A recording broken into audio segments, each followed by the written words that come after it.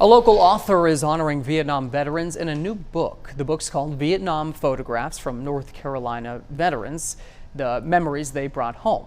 This book features hundreds of pictures, stories, and memories. And about 45 years ago, Martin Tucker followed American soldiers deep into the jungles of Vietnam.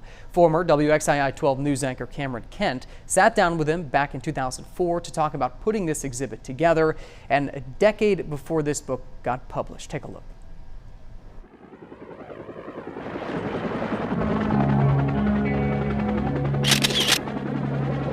If every picture is worth 1,000 words, then these pictures speak volumes. They are the faces of Vietnam. 500,000 men, half a world away. Full of courage, full of fear. Kids, most of them, just kids, who went from the hometowns of America straight into the horrors of war.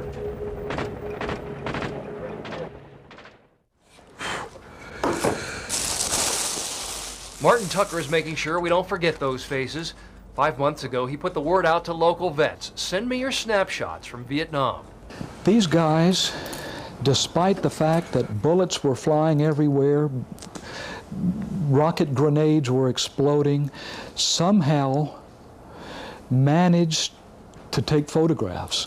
And they were bringing them in shoeboxes, they were bringing them in envelopes, they were mailing them in. One guy brought them in a dog biscuit box.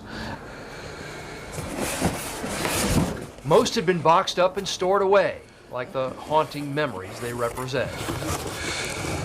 So Tucker's pulling them back out for an exhibit that will help tell the story of Vietnam.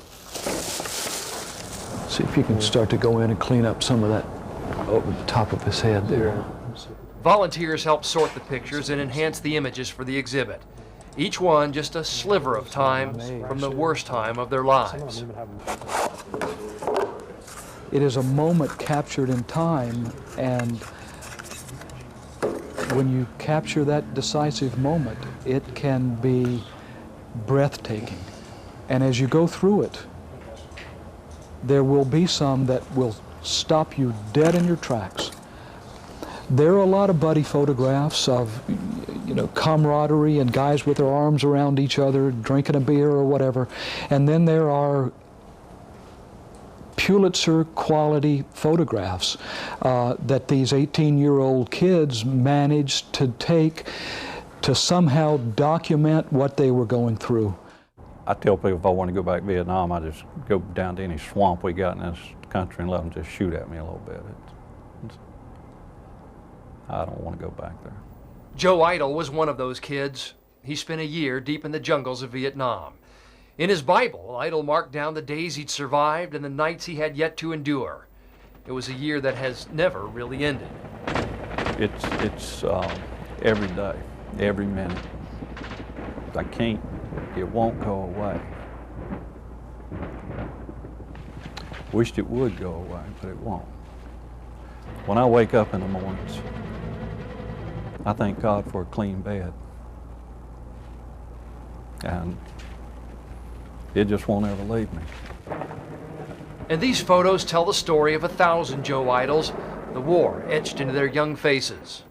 If you look deep in their eyes, you'll see old men that are 18 and 19 years old. They talked about buying their first car. They never had a car. A lot of them had just left their bicycles and suddenly are thrown into a war.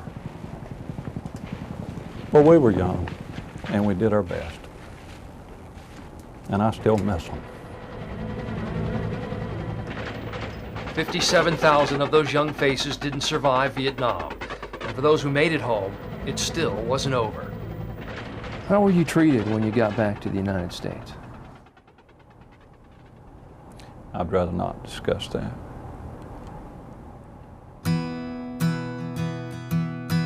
Maybe this exhibit will change that. Maybe some of the pain has settled. Maybe some of the good memories have risen. Maybe more of us will want to know about the faces in those photos. I hope that they can find somebody like me there and snag them by the arm and say, hey, what's going on here? What was happening here?